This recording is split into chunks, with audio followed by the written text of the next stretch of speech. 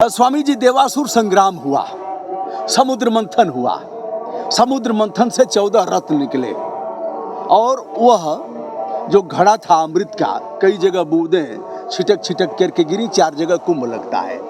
अब सवाल एक है, लोग जानना चाहते हैं कि वह अमृत का कलश कहाँ रखा गया था सुरक्षित, और पता लगा कि शारदा जी ने उसे सुरक्षित किया, किसी पहाड़ी से उसे और ढक दिया था। वो अमृत कलश, वो अमृत कलश कहाँ रखा गया, शारदा जी ने कैसे रखा था?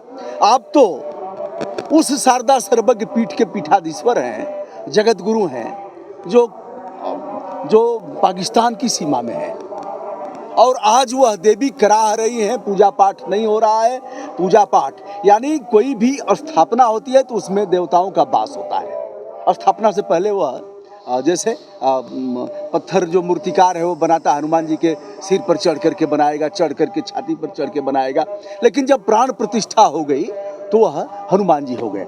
तो एक सवाल यह उठता है दोस्तों, हम हैं स्वामी अमृतानंद देव तीर्थ महाराज जी के साथ, जो जगत गुरु शारदा सर्वज्ञ पीठ के पीठाधीश्वर हैं, पूज्य शंकराचार्य हैं।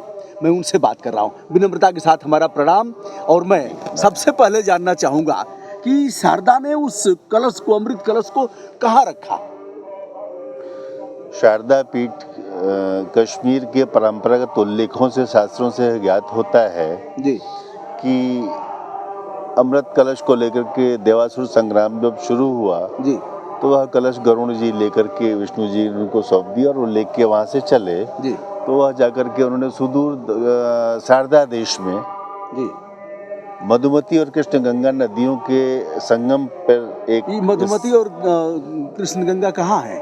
कृष्ण गंगा नदी, जिसको नीलम नदी कहते हैं, अच्छा, उसका नाम पाकिस्तान के लोगों ने बदल के दरियाए नीलम कर दिया है उसको। अच्छा, पाकिस्तान के लोग उसे नीलम कहते हैं और हम उसे नहीं, हम कहते नहीं, हमारे पौराणिक शास्त्र का नाम ही उसका कृष्ण गंगा है। अच्छा, हम कृष्ण गंगा थी, कृष्ण गंगा है और रहेंगी। हाँ, लेकिन वो नीलम दरियाई नीलम कहना शुरू कर दिया। अच्छा, उन्होंने उसको, अच्छा, उसका जिले का नाम भी नीलम कर दिया है। अच्छा, मुजफ्फराबाद से काट के 2007 में एक नया जिला बनाया जी, उसका नाम जिला नीलम रखा गया है। जी, वहाँ पर कृष्ण गंगा नदी है और मधुमती नदी है। जी, मधुमती नदी के विषय में कहा गया है कि उसमें स्वर्ण के कण बहते हैं। आज भी आप गूगल पर सर्च करेंगे या कहीं देखेंगे तो आपको मिलेगा कि उस पानी की नदी में स्वर्ण के कण बहते हैं।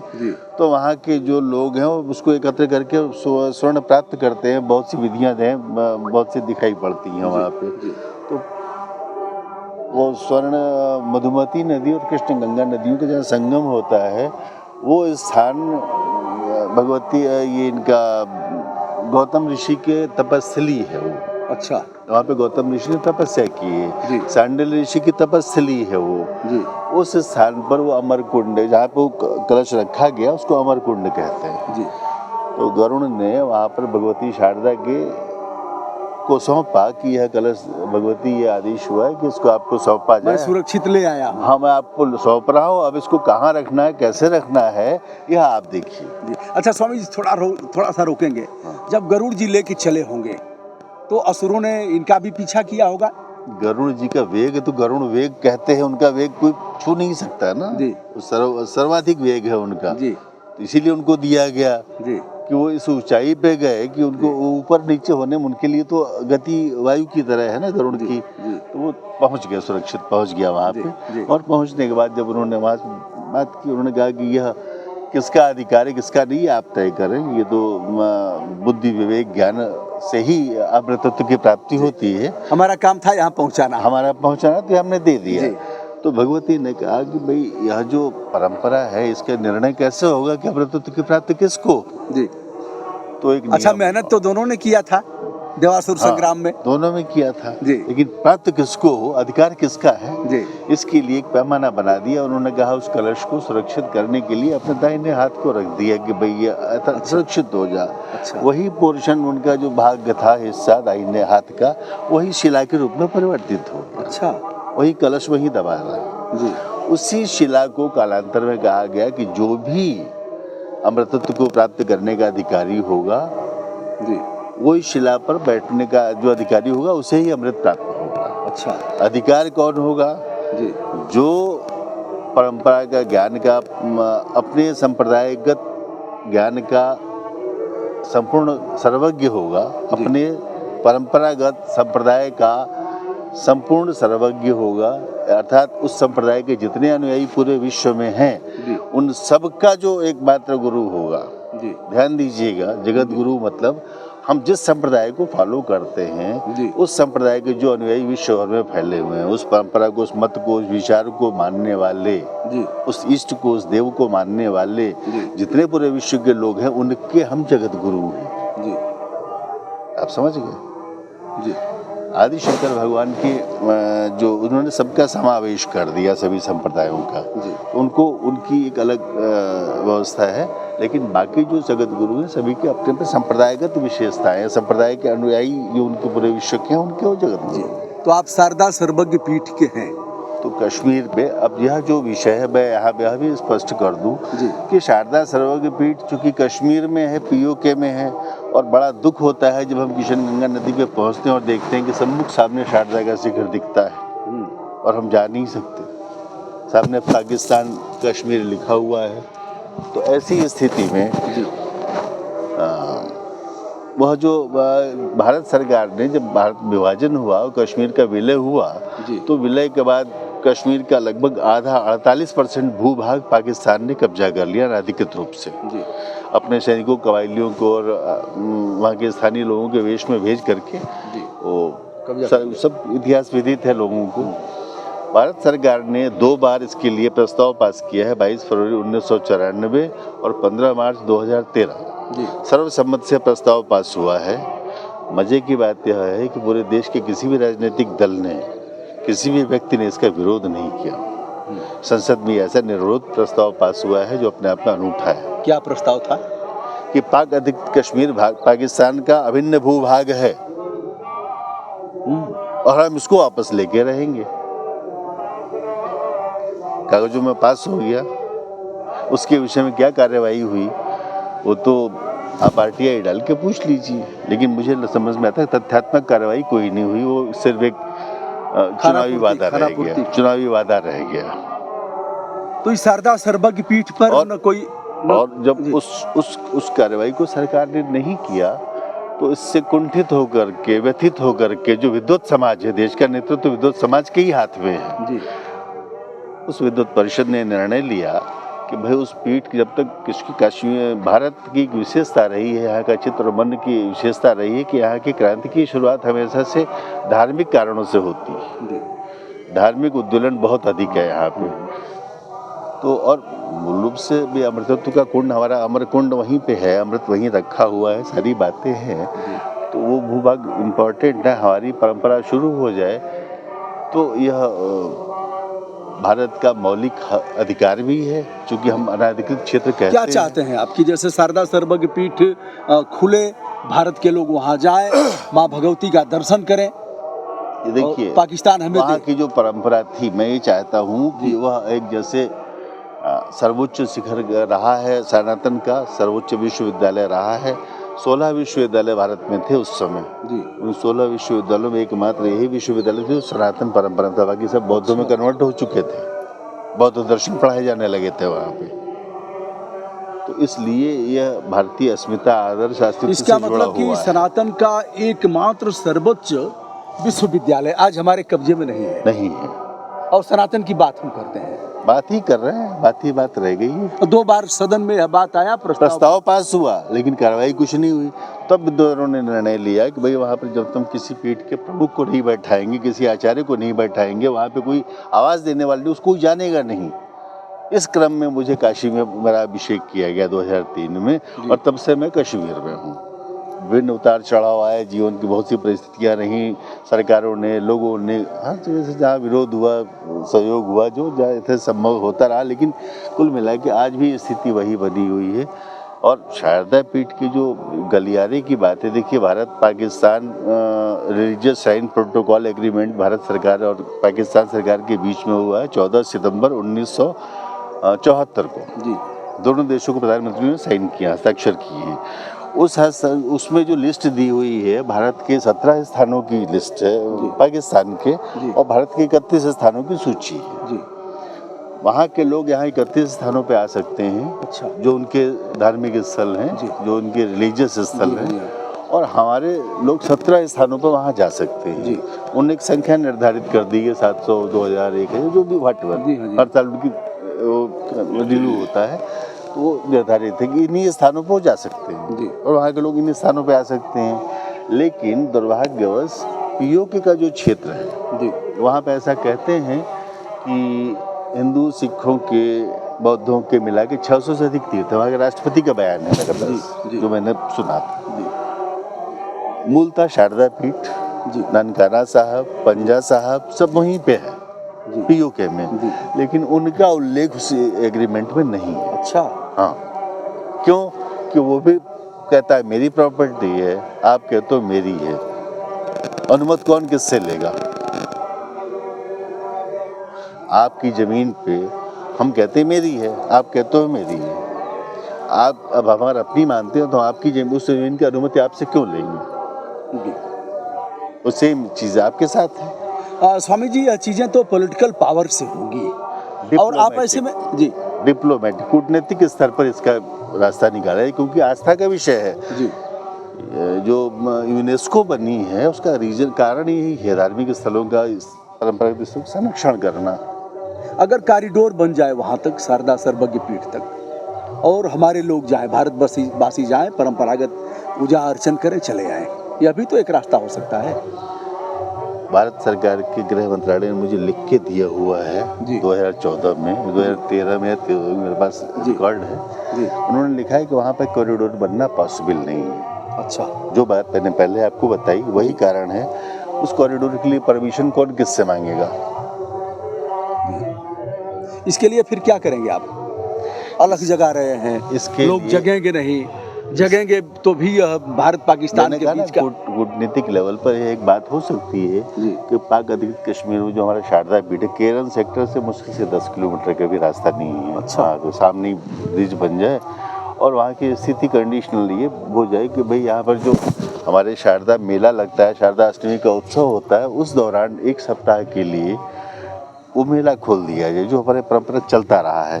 धीरे धीरे वो परंपरा, वही मेला ही आगे विस्तार लेकर के अपनी जब रास्ता खोल दिए जाएंगे तो फिर बात आगे धर्म अपनी संभावना खुद ही बढ़ा लेता है, तलाश लेता है। उसके लिए कोई योजना नहीं होती, कोई पहले से कार्य योजना ऐसे बना के नहीं रखी है कि हमने ऐसा प्लान किया हुआ है। तत्कालीन परिस्थितियों में कैसी स्थितियाँ बनेंगी और कैसा ईश्वर बुद्धि देगा, निर्णय देगा, निर्देश देगा, उसके अनुसार काम किया जाए। महाराज श्री, अब तो खंडहर जैसा हो गया होगा शारदा सर्वज्ञ पीठ। बिल्कुल खंडहर, अब तो अमर कुंड भी लोगों ने भर दिया है, उसको भी तो वो भी दिखाई नहीं पड़ता, शिला भी गायब है वहाँ पे। अच्छा। अब तो कुछ दिखता ही नहीं, सिर्फ एक दीवार का कैसे पता आपको? अब चित्र देखते हैं गूगल पे, इंटरनेट पे। अच्छा, जाने की इच्छा कभी होती है? अरे बहुत होती है, क्यों नहीं होगी। मतलब यह तड़प है कि हम वहाँ जाएं। और अरे निश्चित, हम आपको समझिए कि हम वहाँ से 4-6 किलोमीटर दूर केरन जो है ना, नदी जो बह रही है सामने दिखता है, हम वहीं से बैठ के जलांजलि देते हैं और क्या करेंगे, जाते हैं वहाँ, वहीं जाके पूजन करते हैं। अब जो हमारी सीमा है उसी में जा सकते हैं, वहाँ तक जाते हैं। दोस्तों, यह बहुत दुर्भाग्यपूर्ण पक्ष है कि शारदा सर्वज्ञ पीठ जो पाक अधिकृत कश्मीर में, और आप जिसके पीठाधीश्वर हैं, जहां अमृत कलश रखा गया था, वो हमारे कब्जे में नहीं है। 2013 और उसके पहले एक प्रस्ताव पास हुआ था, लेकिन वह रद्दी की टोकरी में, या फिर यूं कहा जाए ठंडे बस्ते में रख दिया गया। सरकारें हमारी खामोश है, एक को दोष देना ठीक नहीं है। नहीं, किसी गोबर छोट कहत अपराध हो। बस पूरे एक सिस्टम ही चल रहा, पूरा सिस्टम ही दोषी है। अब 2013 के बाद अब यह 2025 चल रहा है, अब तक खामोशी है। 94 से जोड़िए ना, पहला प्रस्ताव तो 94 में हुआ जी, 30 वर्ष हो गए जी। खामोशी हो या आवाज हो, रिजल्ट क्या? जी। बात ये है कि आज भी जम्मू कश्मीर में इतनी सारी सीटें पीओके की खाली रखी जाती हैं कि नहीं रखी जाती हैं। हम अपना क्षेत्र मानते हैं। देखिए, इसका बड़ा उपाय अच्छा ये है, एक जैसे गवर्नमेंट इन एग्जाइल तिब्बत की चल रही 60 साल से 70 साल से हिमाचल में, भारत सरकार के प्रेशर से चल रही है, अपनी आवाज़ दुनिया भर में उठाते हैं वो, उनकी एक अलग पार्लियामेंट है, उनकी अलग व्यवस्था चलती है, पैरेलल गवर्नमेंट चलती है उनकी, चलती है कि नहीं चलती? इसी देश में आप देख रहे हैं ना, 60 सालों 70 सालों से रणनीति बना के उनको रखा हुआ है, राजनीति का दर्जा दिया हुआ है। सेम चीज़ पीओके की जो सीटें छूटी हुई हैं, सरकार ने भी मनोनीत करने का एक निर्णय भी लिया कि 10 सीटें देंगे, उसमें भी राजनीति हो गई है।